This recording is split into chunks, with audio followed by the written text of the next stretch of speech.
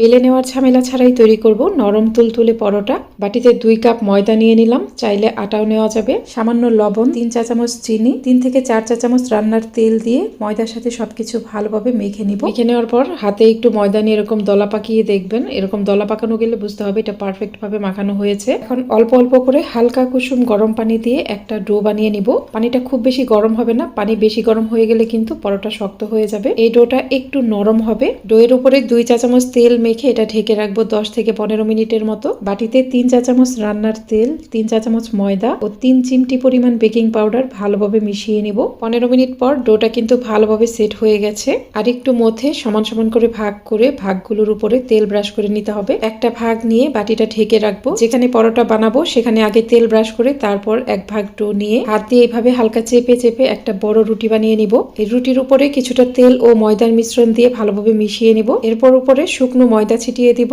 Side থেকে এরকম 2টা ভাঁজ করে নিব। প্রত্যেকটা ভাঁজের উপরেই শুকনো ময়দা দিয়ে দিবেন। এরকম 4 ভাঁজ করে নিয়ে যেখানে পরোটা বানাবো সেখানে আবারও তেল ব্রাশ করে নিলাম। এখন এটা এরকম আলতো করে চেপে চেপে নিলেই দেখবেন একটা পরোটার শেপ চলে আসবে। খুব সহজেই পরোটা বানানো হয়ে গেল। প্যানে কিছুটা তেল দিয়ে তেলটা ভালোভাবে গরম হলে তারপর পরোটা দিয়ে দিলাম। পাশ হয়ে গেলে উল্টে দিব। আরেক পাশ হালকা সোনালি হয়ে গেলে আবারও উল্টে দিব। এভাবেই উল্টে পাল্টে পরোটাগুলো ভেজে নিই। ভিডিওটি ভালো লাগলে বেশি বেশি শেয়ার করে দিবেন এবং পেজটিকে ফলো করে রাখবেন।